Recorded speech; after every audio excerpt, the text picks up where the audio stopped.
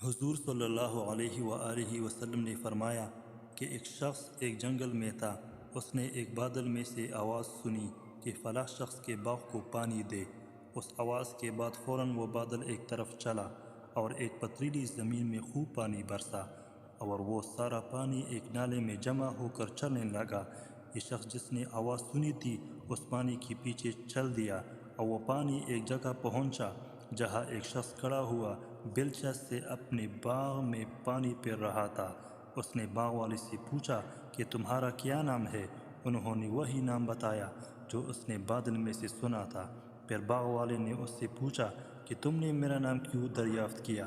اس نے کہا کہ میں نے اس بادل میں جس کا پانی یہ آ رہا ہے یہ آواز سنی تھی کہ فلاں شخص کے باغ کو پانی دے، اور تمہارا نام بادل میں سنا تھا۔ تم اس باغ میں کیا ایسا کام کرتے ہو جس کی وجہ سے بادل کو یہ حکم ہوا کہ اس کے باغ کو پانی دو؟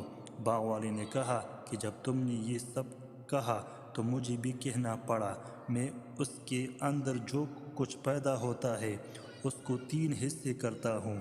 ایک حصہ یعنی تہائی تو فوراً اللہ کے راستے میں صدقہ کر دیتا ہوں، اور 1/3 میں اور میرے خاندان کھاتے ہیں، اور 1/3 اسی باغ کی ضروریات میں لگا دیتا ہوں۔